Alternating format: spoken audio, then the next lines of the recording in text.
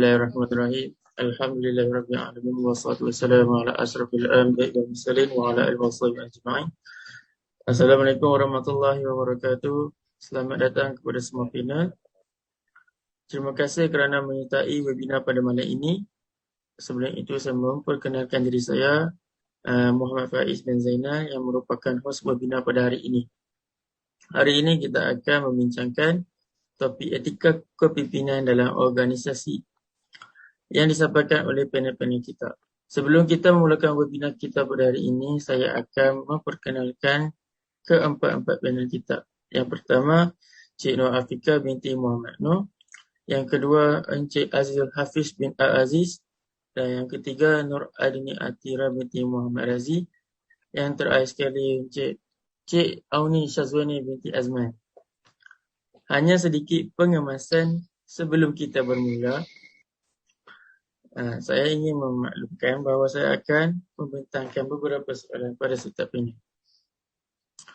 Sekarang, tanpa berlengah lagi, saya akan menyerahkan masa pembentangan kepada panel kita. Yang pertama, tentang pengenalan isu etika kepimpinan dalam organisasi kepada panel kita, iaitu Cik Auni. Dipersilakan.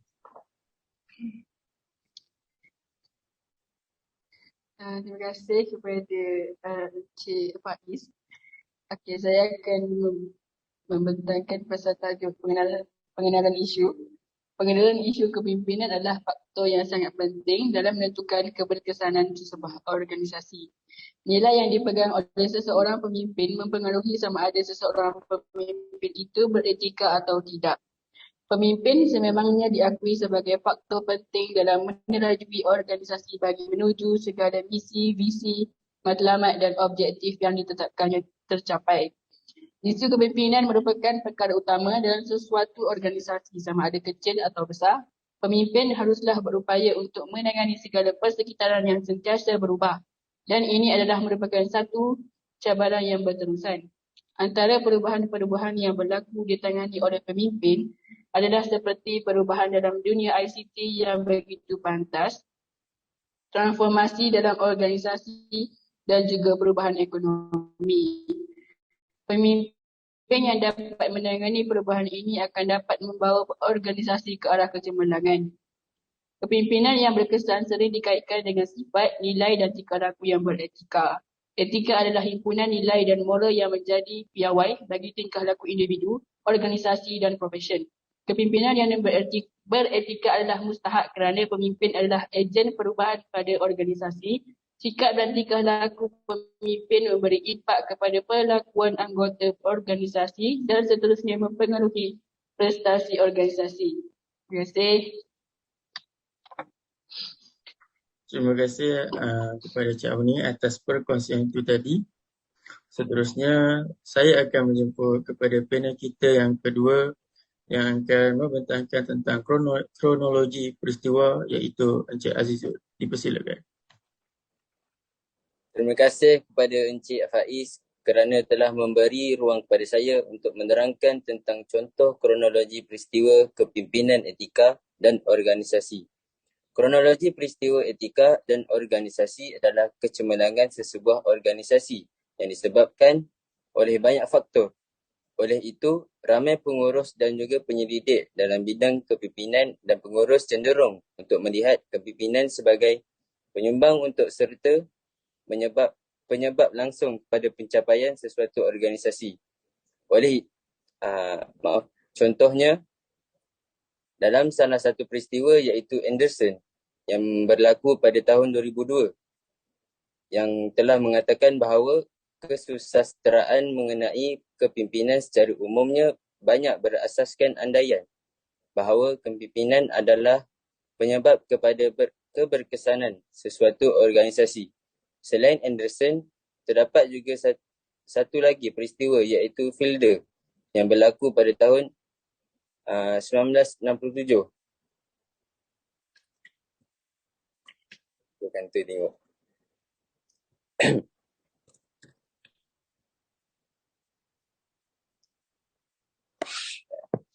Beliau juga berpendapat bahawa kepimpinan yang selalu berkesan seiring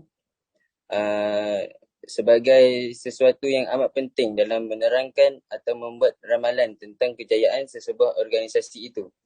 Jadi kesimpulannya, daripada kronologi peristiwa kepimpinan etika dan organisasi tersebut, ia telah menyedarkan kita bahawa pentingnya peranan kepimpinan dalam sesuatu organisasi untuk mencapai kejayaan. Sekian, terima kasih. Terima kasih kepada panel kita yang kedua, iaitu Encik Azizul, atas perkongsian itu tadi. Tanpa membuang masa, saya akan meneruskan kepada panel kita yang ketiga, iaitu Encik Adini. Dipersilakan Encik Adini. Terima kasih kepada Cik Faiz. Saya akan beritahu tentang faktor-faktor etika kepimpinan dalam organisasi. Faktor-faktor etika kepimpinan dalam organisasi persekitaran yang menyebabkan perubahan yang berterusan adalah seperti satu, kepantasan perubahan dalam teknologi terutamanya dalam ICT. Yang kedua, jangkaan yang makin meningkat daripada masyarakat atau pelanggan mengenai kualiti perkhidmatan yang diterima. Yang ketiga, meningkatnya kepelbagaian dalam masyarakat dan ini memerlukan organisasi menjadi lebih inklusif dalam pendekatan mereka mengenai penyediaan perkhidmatan. Yang keempat, keperluan yang makin meningkat kepada organisasi yang berfokuskan prestasi. Yang kelima, perkongsian dan bekerjasama antara berbagai organisasi dalam kedua-dua sektor makin mustahak dan ini memerlukan pengurusan penjaringan yang berkesan. Yang keenam, keperluan untuk melakukan transformasi secara besar-besaran dalam organisasi. Yang ketujuh, tekanan ekonomi atau keuangan. Kepimpinan yang dapat menangani perubahan-perubahan ini akan dapat membawa organisasi yang diterajui ke arah kecemerlangan. Tetapi adakah kejayaan ini menjadikannya seorang pemimpin berkesan? Kepimpinan berkesan juga sering dikaitkan dengan sifat, nilai dan tingkah laku yang beretika. Kepimpinan beretika adalah mustahak kerana pemimpin adalah ejen perubahan dan arkitek bagi elemen-elemen penting budaya organisasi. Sikap dan tingkah laku pemimpin memberi impak kepada perilaku anggota organisasi dan seterusnya. Ini akan mempengaruhi prestasi organisasi. Menganggapkan nilai yang jelas dan kukuh sebagai karakteristik teras bagi seorang pemimpin berkesan. Seterusnya, beliau menambah kepimpinan tanpa nilai boleh mengakibatkan kehancuran dan kemusnahan seperti yang dapat dilihat melalui Adolf Hitler. Kebelakangan ini, minat untuk mewujud dan membangunkan kepimpinan beretika dalam organisasi semakin meningkat. Selain daripada kesan positif terhadap organisasi, keruntuhan etika di peringkat pengurusan boleh menyebabkan organisasi atau negara menanggung kos yang besar. Contohnya, penangkapan beberapa orang pegawai kanan di Jabatan Imigresen kerana salah guna kuasa. Secara langsung memberi kesan yang negatif terhadap negara kerana beberapa kerajaan asing mungkin mengenakan polisi baru terhadap pemegang pasport antarabangsa Malaysia yang akan pergi ke negara tersebut. Terima kasih. Terima kasih kepada Cik Adni atas perkongsian itu tadi. Saya tanpa membuang masa, saya akan meneruskan kepada Cik Afika yang akan menerangkan tentang kesan ataupun akibat daripada timbulnya isu ini dan juga cadangan penyelesaian masalah atau cara mengatasi masalah yang berlaku. Dipersilakan.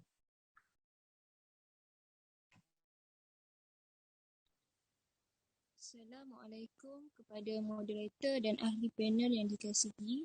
Saya Nur Afikah binti Muhammad Nur. Saya dipanggil untuk menjawab pertanyaan daripada moderator berkenaan kesan atau akibat dari timbulnya isu etika ini, iaitu etika kepimpinan dalam organisasi. Kesan atau akibat daripada timbulnya isu ini antaranya keruntuhan etika di peringkat pengurusan yang boleh menyebabkan organisasi atau negara menanggung kos yang besar. Contohnya, penangkapan beberapa orang pegawai kanan di Jabatan Imigresen kerana salah guna kuasa. Secara langsung memberi kesan yang negatif terhadap negara kerana beberapa kerajaan asing mungkin mengenakan polisi baru terhadap pemegang pasport antarabangsa Malaysia yang akan pergi ke negara tersebut. Contoh lain di sini ialah terlibat dengan rasuah dan salah guna kewangan pecah amanah, memanipulasi atau salah guna tenaga kerja dan lain-lain sumber untuk kepentingan peribadi. Bersikap tidak konsisten dan tidak lelah, iaitu unpredictable, membantu dan menyokong amalan yang salah, merendahkan mutu perkhidmatan kepada pelanggan dalaman dan luaran. Ini adalah kesan atau akibat daripada timbulnya isu etika kepimpinan dalam organisasi. Seterusnya, cadangan penyelesaian masalah atau cara mengatasi masalah yang berlaku dalam etika kepimpinan organisasi ini ialah seseorang yang mahu menjadi pemimpin yang beretika perlu terlibat dengan tingkah laku yang mulia dan memberi kebaikan kepada orang lain. Beliau juga perlu menjauhkan diri daripada perbuatan jahat yang boleh mendatangkan keburukan pada orang lain.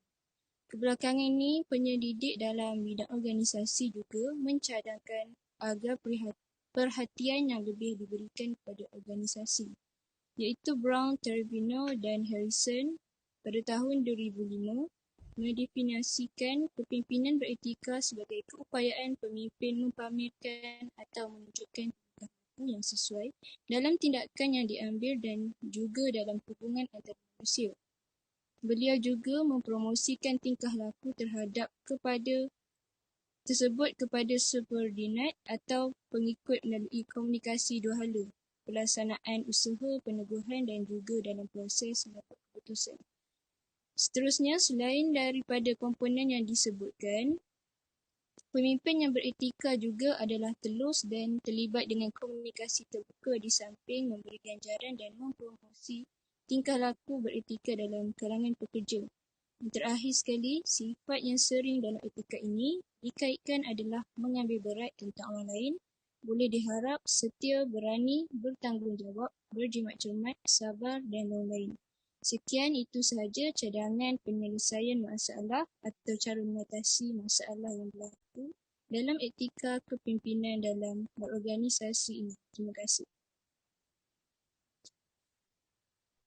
Terima kasih kepada Cik Afiqah atas perkongsian itu tadi yang jelas, dan nampaknya kita di penghujung. Tanpa membuang masa, kita menjemput Cik Adni semula untuk memberi kesimpulan tentang etika kepimpinan dalam organisasi ini. Dipersilakan. Etika kepimpinan dalam organisasi, kesimpulannya, walaupun hari ini Malaysia sudah mempunyai infrastruktur kelas pertama, tetapi masih terdapat penjawat awam yang masih berada di takut lama dan memiliki minda kelas ketiga. Kebanyakan kelemahan adalah disebabkan oleh sikap, nilai dan etika kerja yang tidak baik yang akhirnya menyebabkan integriti perkhidmatan awam diragukan. Untuk mengatasi masalah ini dan juga atas tuntutan semasa, perlakuan dan etika kerja yang baik dan lebih daripada kebiasaan perlu dibudayakan oleh organisasi dalam sektor awam. Untuk itu, strategi berikut perlu digunakan. Satu, meletakkan matlamat pendidikan etika, moral dan integriti, kerana ketiadaan matlamat yang jelas menyebabkan usaha atau tindakan ke arah pembangunan etika, moral dan integriti anggota organisasi kurang diberikan perhatian oleh pihak pengurusan.